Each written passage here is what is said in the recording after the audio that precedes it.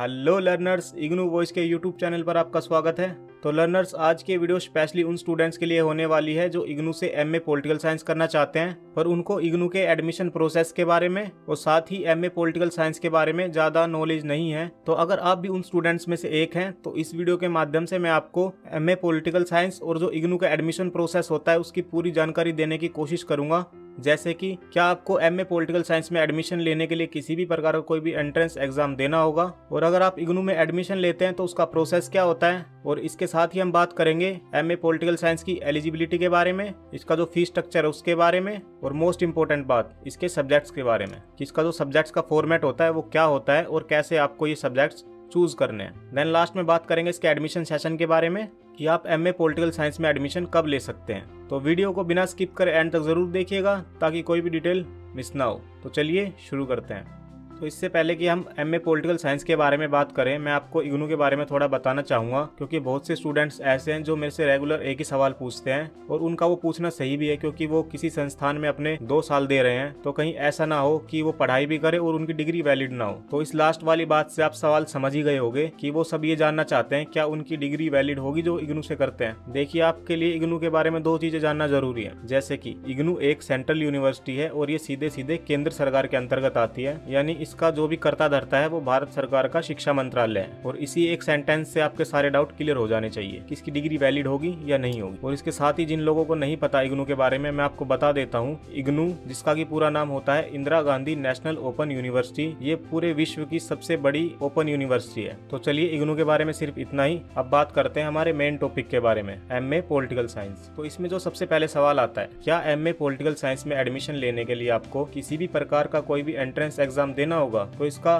Simply जवाब है नहीं। आपको इग्नू में एडमिशन लेने के लिए किसी भी प्रकार का कोई भी एंट्रेंस एग्जाम नहीं देना होगा, क्योंकि इग्नू फिलहाल सिर्फ 2 ही प्रोग्राम्स के लिए एंट्रेंस एग्जाम कंडक्ट करता है। उसमें से पहला होता है पोस्ट बीएससी नर्सिंग और सेकंड है बीएड का। उसके अलावा किसी भी प्रोग्राम में आपको किसी भी प्रकार का कोई भी एंट्रेंस एग्जाम नहीं देना। और अब बात करते हैं नेक्स्ट पॉइंट के बारे में। यदि आप इग्नू में एडमिशन लेते हैं तो उसका मोड क्या होता है? तो जो एमए पॉलिटिकल साइंस का मोड होता है वो डायरेक्ट एडमिशन होता है। अब आप पूछेंगे डायरेक्ट एडमिशन कैसे? तो इसमें आपको कुछ नहीं करना। जब एडमिशन फॉर्म आते हैं तो आपको सिंपली एडमिशन फॉर्म फिल करना है और आपका एडमिशन हो जाएगा। और एडमिशन फॉर्म कब आते हैं इसके बारे में आगे डिटेल में बात करेंगे।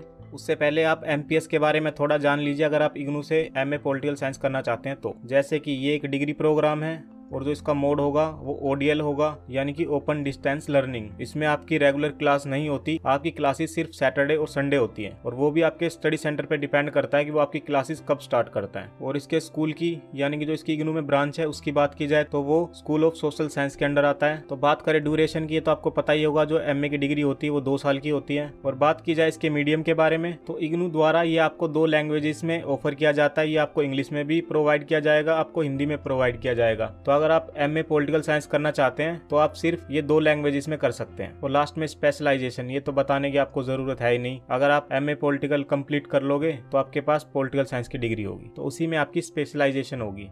और अब बात करते हैं इसकी एलिजिबिलिटी और इसका जो फीस स्ट्रक्चर है उसके बारे में। तो सबसे पहले बात करेंगे एलिजिबिलिटी के बारे में। तो अगर आप एमए पॉलिटिकल साइंस में एडमिशन लेना चाहते हैं तो आपके पास कोई भी बैचलर डिग्री हो या फिर इसके अलावा कोई भी हायर डिग्री हो किसी भी मान्यता प्राप्त विश्वविद्यालय से, तो आपके पास सिंपली एक बैचलर डिग्री होनी चाहिए इसमें एडमिशन लेने के लिए। और इस बात से कोई फर्क नहीं पड़ता कि वो डिग्री किस चीज में है। आप अगर इंग्लिश में बीए कर चुके हैं तो भी आप पॉलिटिकल साइंस में एडमिशन ले सकते हैं, हिस्ट्री कर चुके हैं तो भी ले सकते हैं, अगर आपने बीएससी की है तो भी आप एडमिशन ले सकते हैं, बीकॉम की है तो भी आप एडमिशन ले सकते हैं। और अब बात करते हैं इसका जो फीस स्ट्रक्चर है उसके बारे में। तो जो इस पूरे कोर्स को कंप्लीट करने की फीस है वो टोटल 14,000 रुपए है। पर चिंता मत करिए, ये आपको इकट्ठी पे नहीं करनी, क्योंकि ये ईयरली वाइज डिवाइड है, यानी कि आपको पर ईयर 7,000 रुपए पे करने होंगे। और जब आप एडमिशन लेते हैं तो आपको एडमिशन के टाइम रजिस्ट्रेशन करना होगा, और जो उस रजिस्ट्रेशन की फीस होगी वो 300 रुपए होगी। तो इस प्रकार जब आप एडमिशन लोगे फर्स्ट ईयर में तो आपको 7,000 रुपए प्लस 300 रुपए, ये आपको टोटल 7,300 रुपए पे करने होंगे। तो ये मैंने आपको दोनों चीजों के बारे में बता दिया है, एलिजिबिलिटी और फीस स्ट्रक्चर के बारे में।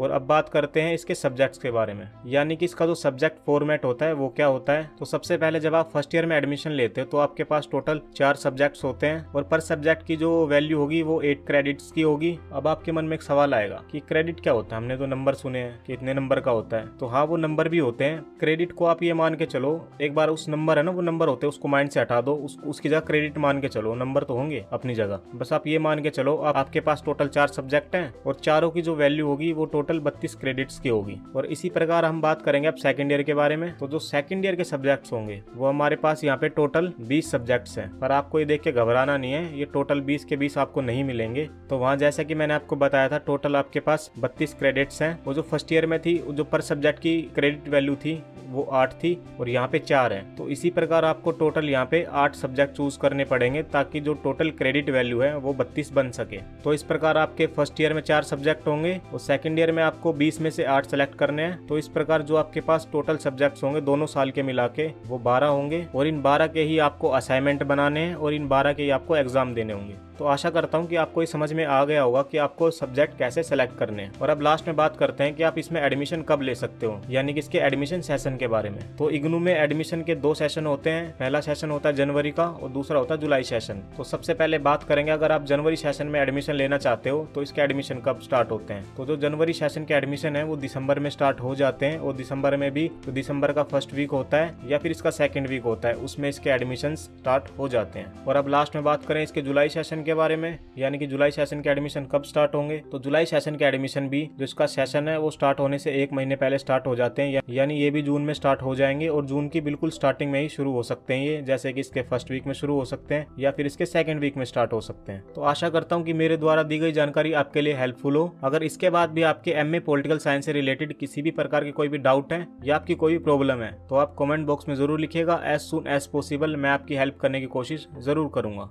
और लास्ट में आपको अगर वीडियो पसंद आई हो तो वीडियो को लाइक कीजिएगा। और इसके अलावा आपने अभी तक इग्नू वॉइस को सब्सक्राइब नहीं किया तो इसको यहाँ से सब्सक्राइब कर लेना और इस बेल को यहाँ से ऑन कर लेना ताकि इग्नू के सभी न्यूज़ और अपडेट टाइम से आपको मिलते रहें। और इसके अलावा अगर आप चाहे तो इग्नू वॉइस को इंस्टाग्राम पर और ट्विटर दोनों जगह फॉलो कर सकते हैं। और इनके साथ साथ अगर आपको इग्नू के इंस्टेंट अपडेट्स चाहिए तो आप इग्नू वॉइस का टेलीग्राम चैनल भी जरूर ज्वाइन करिए। तो मिलते हैं नेक्स्ट वीडियो में, तब तक के लिए tata bye bye, take care.